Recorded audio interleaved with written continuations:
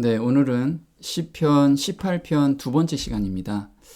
오늘 내용은요, 하나님께서 다윗을 환난 중에 도우신 이유가 있습니다.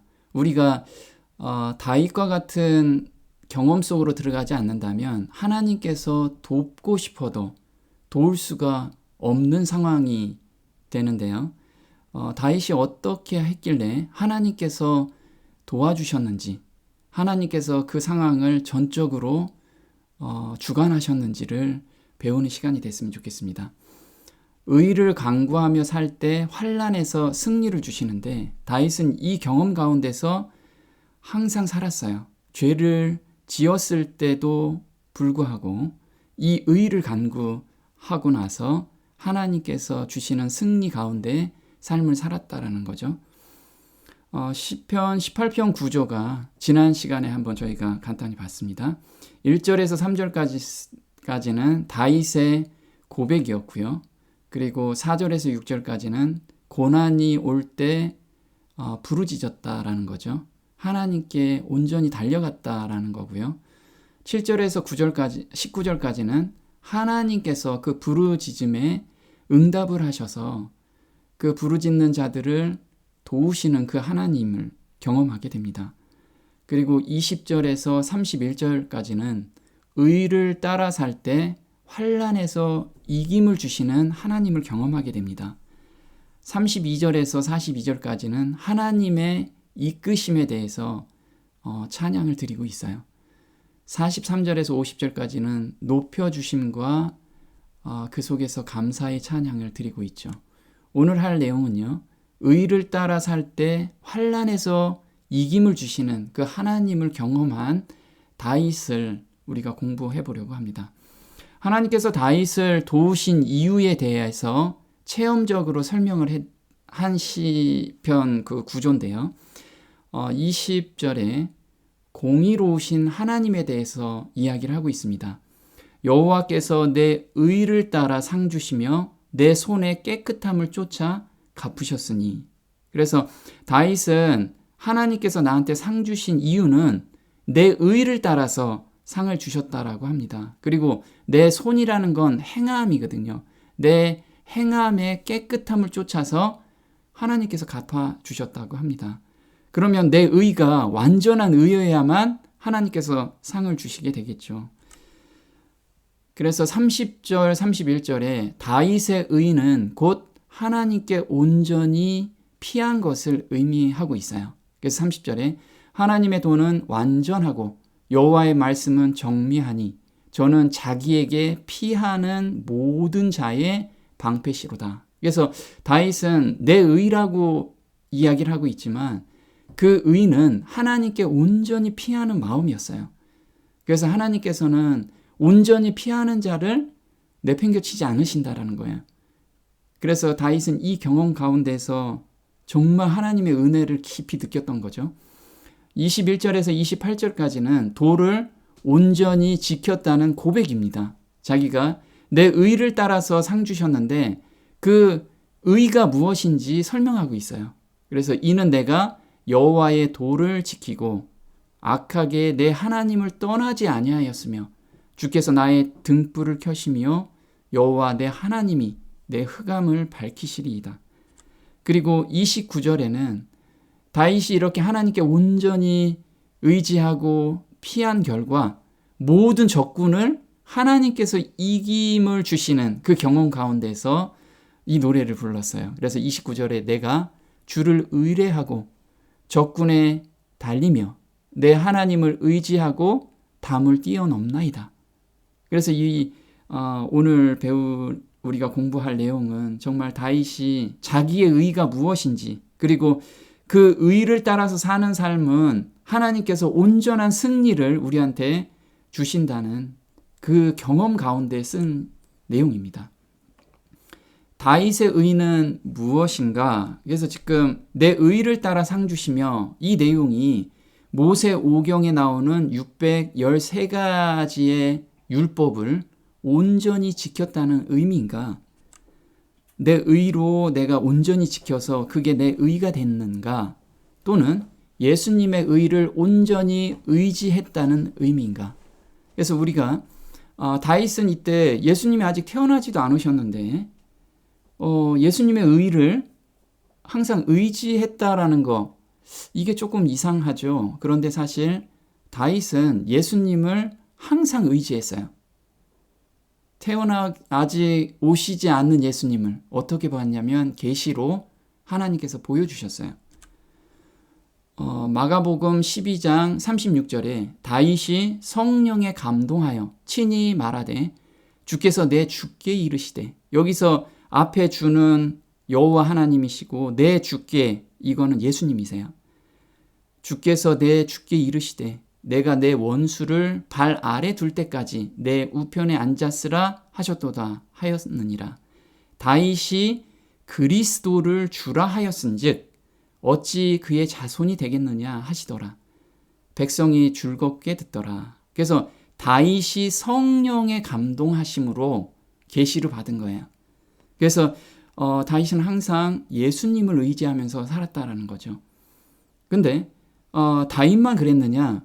믿음의 조상들은 대부분 다 그랬다라는 거예요. 그래서 믿음의 조상들은 계시로 예수님의 때를 미리 보았다. 요한복음 8장 56절에 너희 조상 아브라함은 나의 때 볼 것을 즐거워하다가 보고 기뻐하였느니라. 봤어요. 그래서 믿음의 조상들도 다 예수님을 의지하면서 살았다라는 거죠. 그럼 어떤 의냐 이거죠. 지금 다윗은 내 의라고 했는데 그 의가 무엇인가? 죄를 한 번도 안 지은 자가 의인인가? 죄를 온전히 전가하여 용서함의 경험을 가진 것이 의인인가? 그래서 다윗은 밧세바를 범하는 굉장히 큰 죄를 범했어요. 그런데 하나님께서 의인이라고 말씀을 하고 계시죠. 그게 온전한 용서함을 경험할 때 의인이라고 이야기를 하고 계십니다. 왕상 15장 5절에 이는 다윗이 햇사람 우리아의 일 외에는 평생에 여호와 보시기에 정직히 행하고 자기에게 명하신 모든 일을 어기지 아니하였음이라. 그래서 우리아의 일 외에는 하나님 보기에 정직했어요. 그런데 그럼 우리아의 일은 정직하지 않았느냐? 이때 범한 후에는 정직하지 않았죠. 그런데 여기서 용서함을 받고 나서는 온전히 정직하다라고 이야기를 하고 계시는 거예요. 그래서 우리아의 일에서 온전히 용서함의 경험을 받았을 때 하나님께서는 정직하다. 그래서 시편 51편 14절에 다윗이 우리아를 범하고 나서 참회하면서 쓴 시가 시편 51편이에요. 51편이죠. 근데 참회가 거기서 멈춘 게 아니고 온전한 용서함의 경험을 받고 거기서 예수님의 의를 받은 그 간증을 한 시예요. 하나님이여 나의 구원의 하나님이여 피 흘린 죄에서 나를 건지소서. 내 혀가 주의 의를 높이 노래하리이다. 그래서 주의 의를 높이 노래한 그 시라는 거예요. 그래서 시편 31편 1절에 여호와여 내가 주께 피하오니 나로 영원히 부끄럽게 마시고 주의 의로 나를 건지소서. 그래서 지금 여기서 얘기하는 주의 의는 다윗이 여호와께 온전히 피하는 그 마음이 바로 여호와의 의를 구하는 행위고 마음을 받는 것, 용서함의 마음을 받고 정말 하나님의 그 사랑을 느끼고 다른 사람한테 그 사랑을 전하고 싶은 마음까지 받은 것이 바로 의를 받았다라고 지금 이야기를 하고 있죠. 창세기 15장 6절에는 또 다른 설명을 하고 있어요. 다른 각도에서 말씀을 하시죠. 아브라함한테 의를 준 것을 이야기를 하는데 그 의가 무엇인가? 라고 이야기를 하는데 아브라함이 여호와를 믿으니 여호와께서 이를 그의 의로 여기시고 아브라함이 어떤 행위가 아니고 여호와를 믿는 믿음, 그 믿는다라는 것은 의지한다라는 거예요. 100% 의지한다. 그래서 어린아이들은 부모님께 100% 의지하죠. 그 마음을 의로 여기신다라는 거예요. 시편 18편 30절에 하나님의 도는 완전하고 여호와의 말씀은 정미하니 저는 자기에게 피하는 모든 자의 방패시로다. 그래서 피하는 일부 사람이 아니고 모든 자의 방패로 지금 다윗이 간증을 하고 있죠. 여호와 외에 누가 하나님이며 우리 하나님 외에 누가 반석이뇨. 사도행전 13장 22절에는 내가 이새의 아들 다윗을 만나니 내 마음에 합한 사람이라 내 뜻을 다 이루게 하리라 하시더니, 그래서 정말 다윗은 죄를 졌을 때 그걸 온전히 용서함의 경험 가운데 들어갔을 때 하나님께서 마음에 합한 사람이라고 그렇게 말씀을 하고 계시는 거죠. 그래서 우리가 어떤 죄 가운데 빠져 있을 때 욱하는 성질로 한번 화를 냈다 또는 어떤 죄를 졌다, 그 가운데서 우리가 회개하고 다시는 그 죄를 짓지 않는 마음에 변화가 생긴다면 하나님께서 합한 마음이라는 거예요. 그래서 품성은 우연히 이루어지지 않는다. 돌발적인 감정이나 또는 그릇된 방향으로 한 걸음을 내디딤으로써 결정되는 것이 아니다. 이것이 되풀이 되면 습관이 되어 선악간의 품성이 형성되는 것이다. 그래서 내가 지금 죄된 품성 안에서 올라오는 그런 어떤 못된 성질들, 그런 것에 욱하는 성질로 어떤 죄를 범했다라고 하면 정말 회개하고 하나님의 마음을 받고 예수님의 마음을 받고 돌았으면 그게 우리의 습관이 되고 하늘에 적합한 습관으로 우리가 품성으로 변화된다라는 거예요. 다윗은 행이 완전하다고 고백하고 있어요.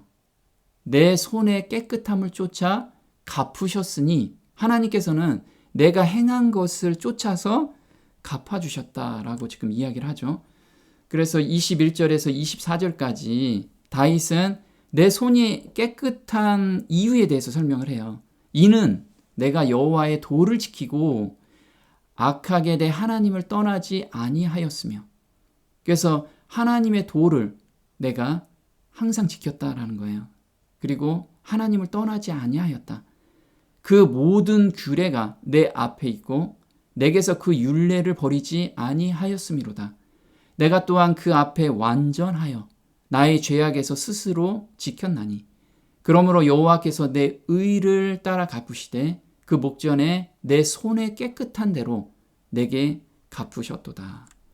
그래서 다윗은 하나님 앞에 완전하다라고 지금 이야기를 해요. 정말 사람으로서 어떻게 완전하냐.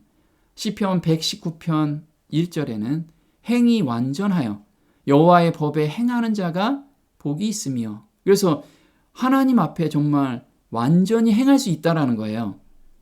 여호와의 증거를 지키고 전심으로 여호와를 구하는 자가 복이 있도다. 그래서 행이 완전한 자는 전심으로 여호와를 구하는 자라고 지금 고백하고 있죠.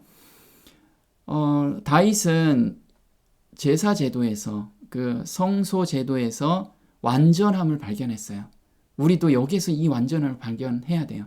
그 완전함이라는 건 나의 완전함이 아니고 재물의 완전함을 보았다라는 거예요.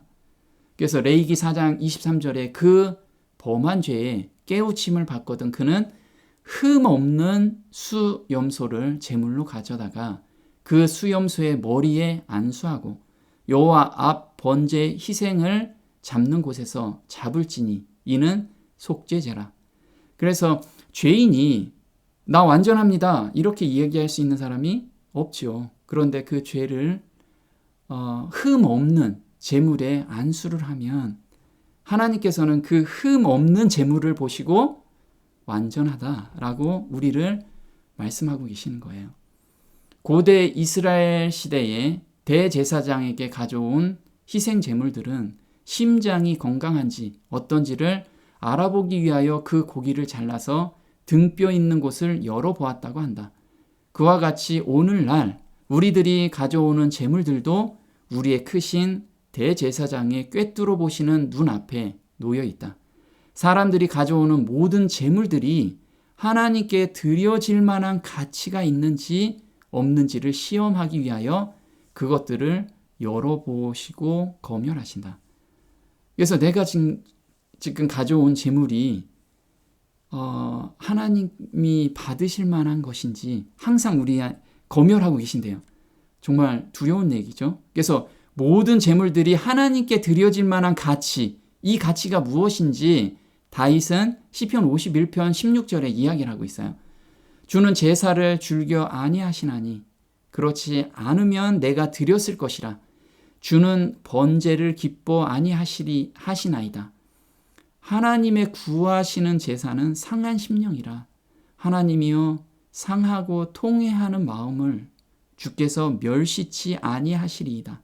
그래서 내가 지금 이 죄에서 벗어날 수 없는 이 상하고 통회하는 마음을 하나님 앞에 오면 그게 하나님이 받으실 만한 제물이라는 거예요.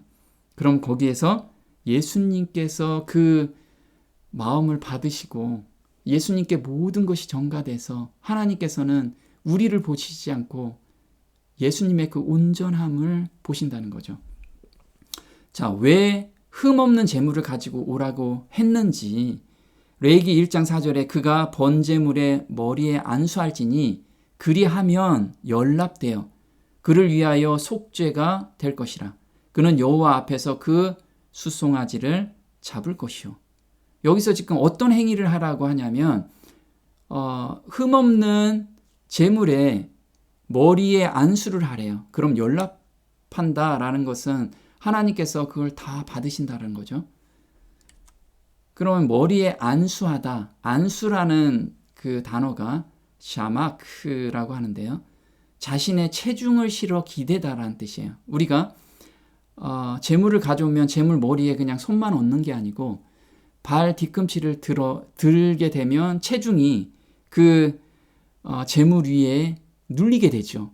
그래서 내 죄가 그 재물에 온전히 전가된다라는 뜻이에요. 즉 통회하는 죄인이 대속물에 전적으로 의지하는 것을 나타내는 행위를 뜻한다. 희생 제물의 머리에 안수하는 것은 대속과 죄의 전가가 이루어지는 일반적인 예식이다. 모든 제물마다 대속의 개념이 들어있다.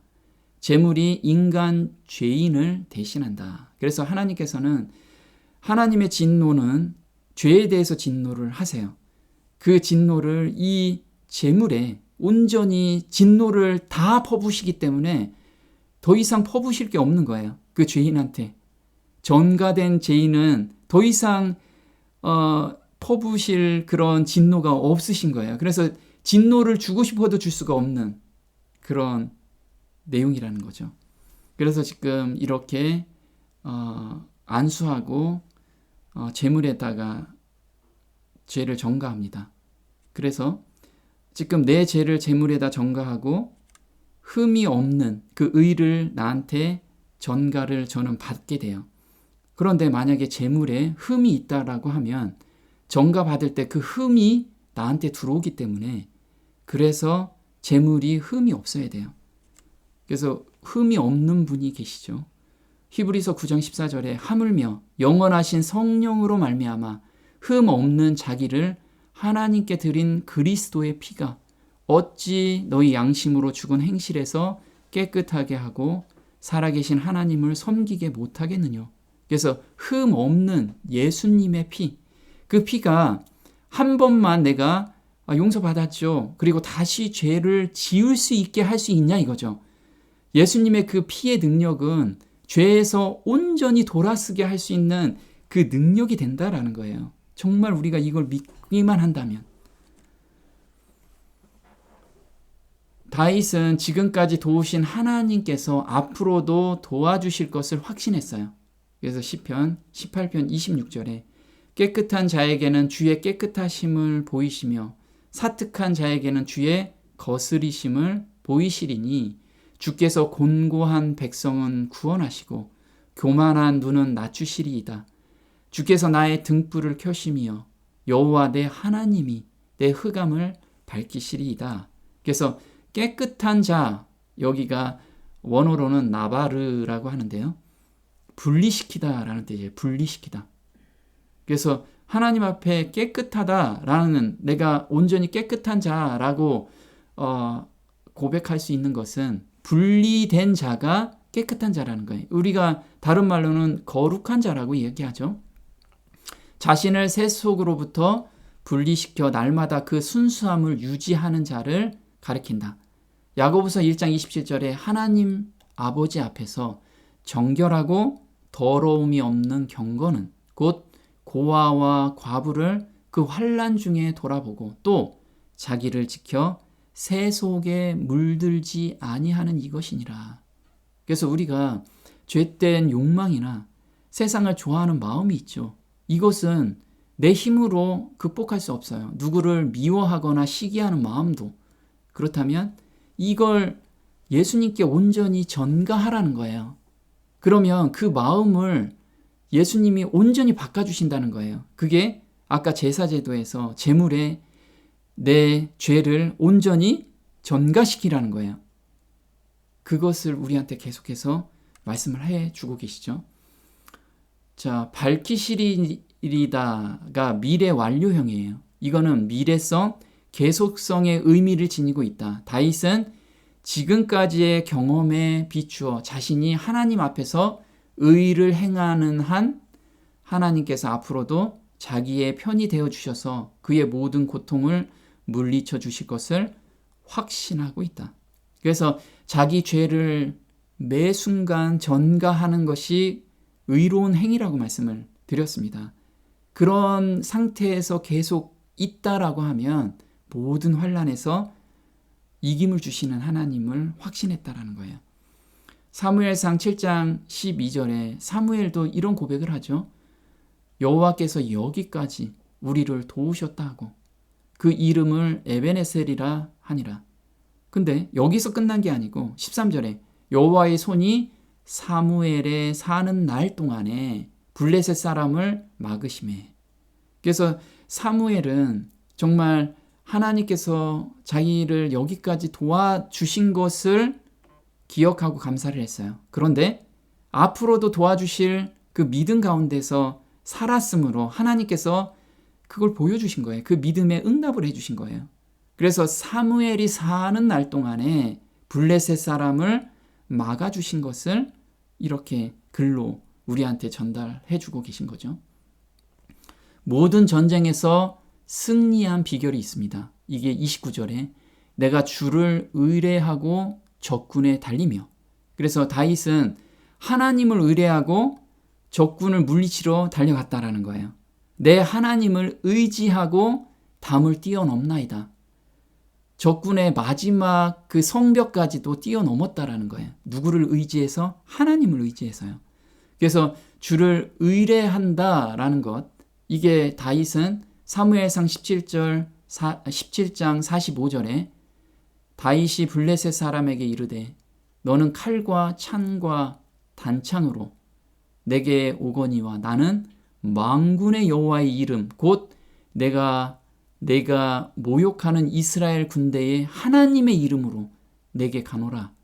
오늘 여호와께서 너를 내 손에 붙이시리니 내가 너를 쳐서 내 머리를 베고 온 땅으로 이스라엘의 하나님이 계신 줄 알게 하겠고. 그래서 지금 다윗이 고백이 주를 의뢰하고 하나님을 의지한 것은 내가 지금 싸움에서 내가 나가는 게 아니고 만군의 여호와의 이름이라는 거예요. 만군이라는 게 뭐죠? 군대 장관이죠. 군대 장관. 나의 모든 싸움에서 군대 장관이 내 앞에서 싸움을 해주신다라는 거예요. 그래서 우리는 군대 장관을 온전히 의지하기만 하면 된다라는 거예요. 이건 또 여호수아가 이것을 고백을 했죠. 여호수아 5장 13절에 여호수아가 여리고에 가까웠을 때 눈을 들어 본즉 한 사람이 칼을 빼어 손에 들고 마주 섰는지라. 그가 가로되 아니라 나는 여호와의 군대 장관으로 이제 왔느니라. 여호수아가 땅에 엎드려 절하고 가로되 나의 주여 종에게 무슨 말씀을 하려 하시나이까. 여호와의 군대 장관이 여호수아에게 이르되 내 발에서 신을 벗으라. 내가 선 곳은 거룩하니라. 여호수아가 그대로 행하니라. 그래서 거룩하신 분이 지금 군대 장관으로 우리를 지금 우리 싸움을 대신 싸워주신다라는 거. 이걸 우리가 항상 믿음의 눈으로 봐야 돼요. 나의 싸움, 내가 지금 고통 가운데 있는 거, 두려움 가운데 있는 거, 내가 싸우려고 하면 절대 이길 수 없다라는 거. 군대 장관한테 고하면 돼요. 고하고 100% 의지하면 군대 장관이 다 해결해 주신다는 거죠. 야고보서 1장 5절에 너희 중에 누구든지 지혜가 부족하거든 모든 사람에게 후히 주시고 꾸짖지 아니하시는 하나님께 구하라. 그리하면 주시리라. 그래서 군대 장관이 실제로 내 앞에서 모든 것을 해결해 주시는 그걸 한번 경험해봐라. 한번 경험하면 매번 구하게 될 거라는 거죠. 그래서 여기서 누구든지예요. 누구든지. 삶의 경험에서 가공할 여리고들과 맞닥뜨린 사람들이 여호수아처럼 이 보이지 않는 세력에 도움을 요청한다면 하늘의 자원이 모든 믿는 자들에게 열려 있다는 보증을 얻게 될 것이다. 우리한테 보증으로 주신다라는 거예요.